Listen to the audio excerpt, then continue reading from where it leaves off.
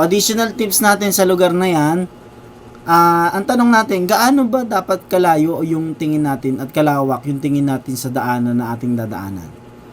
So, ang lawak na dapat nating makita sa kalsada na ating pong dinadaanan ay mula sa bangketa hanggang sa bangketa, kabilaan makita natin, no? Pag mula sa bangketa hanggang sa kabilang bangketa, kung merong lalabas doon sa mula sa daanan galing doon sa loob ng isang kanto sa may bangketa at doon sa kabila kung may liliko at mag-u-turn or ay may papasok, di ba?